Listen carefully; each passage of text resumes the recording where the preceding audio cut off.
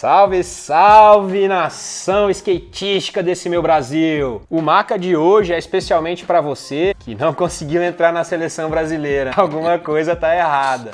Não é mesmo, Girão?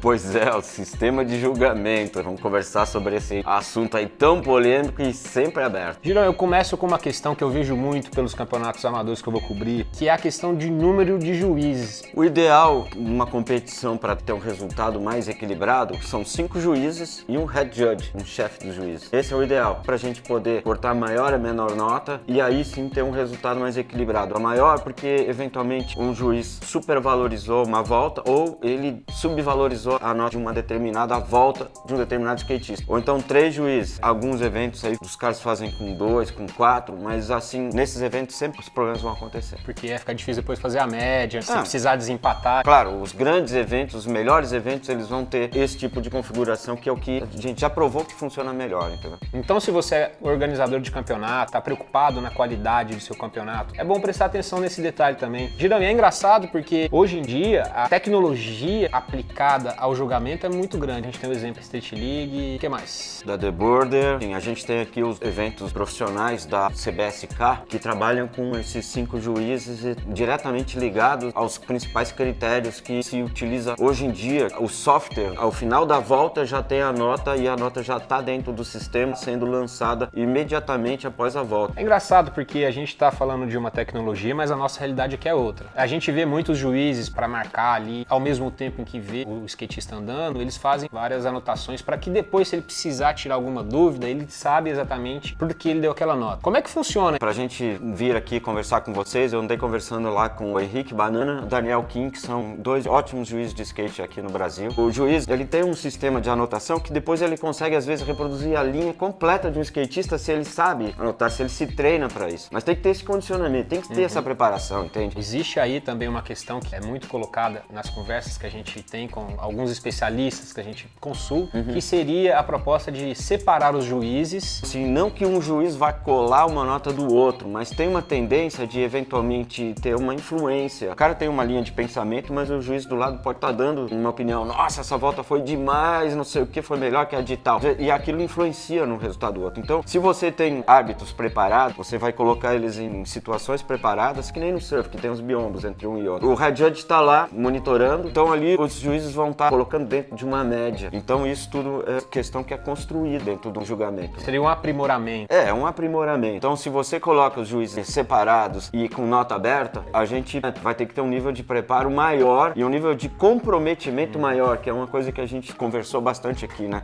Mas tudo isso não é nada. Por quê? Porque julgamento não é uma questão matemática, não é isso, Girão? Sim, o julgamento do skate ele é subjetivo, porque tem a questão do estilo, a questão da velocidade, a questão do uso dos obstáculos, a questão aonde que pesa mais, entendeu? Pesa mais uma manobra executada num corrimão mais alto ou vai pesar num caixotinho? Vai depender do nível técnico da manobra.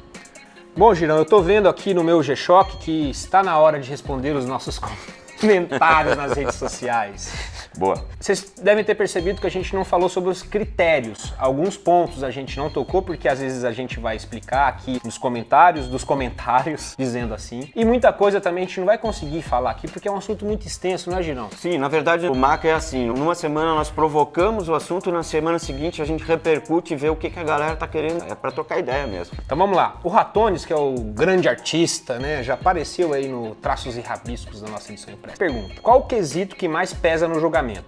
Dificuldade de manobra, estilo ou criatividade? Fala aí, Girão. Eu fiz uma avaliação, sim, todos os quesitos têm que contar, mas eu acho que hoje em dia o que mais vale é o grau de dificuldade da manobra. Quanto mais manobras mais complicadas, melhor condição de você estar bem no evento. Bom, o Alex Carolino, profissional lá de Curitiba, que nos prestigia sempre com a sua presença nos comentários, diz: as manobras não deveriam ter valor específico? Agora com as Olimpíadas, os julgamentos deveriam ser padronizados por manobra e execução, como na ginástica artística. Ele deu o exemplo. Carolino, na boa, já está sendo feito por aí mesmo, já tem uma graduação. Existe ali uma sensibilidade do que é mais difícil. Não tem um livro de regulamento ainda com isso, mas já existe um consenso. Guilherme Dias, ele diz que já correu alguns campeonatos e quando ele dava as tricks, os juízes nem olhando estavam. Que todos os skatistas são iguais e deveriam ser analisados igualmente. Girão, entra numa questão que a gente já tocou muito, né? Que é a palavra comprometimento. Com certeza. Guilherme, é completamente pertinente a sua colocação, porque a gente vê profissionais comprometidos com a função que eles estão exercendo e vê profissionais que não estão nem aí. Realmente, existem alguns juízes, em alguns hábitos, em eventos, que eles estão mais preocupados com a social do que com o trabalho. Isso aí pode ser melhorado com a chegada dos skatistas para o organizador do evento apontando, olha só, chama alguém mais comprometido, alguém que está mais afim de trabalhar.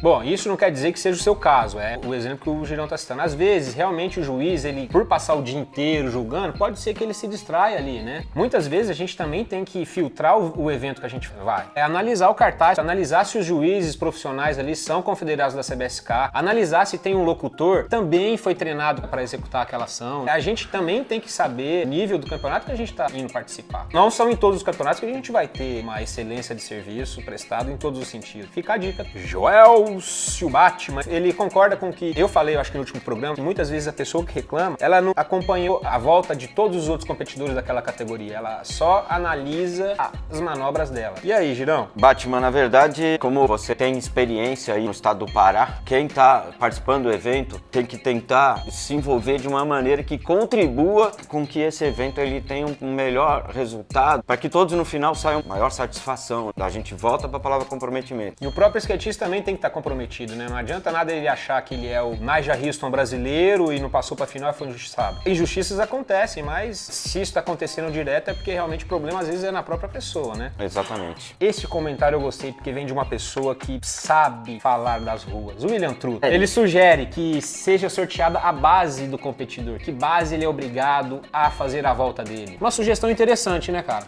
Quando ele fez essa sugestão ali, depois podem lá olhar nos comentários do Instagram da Tribo Skate, ele sugere que se crie talvez um regulamento novo. Bem interessante essa sua ideia, Truta.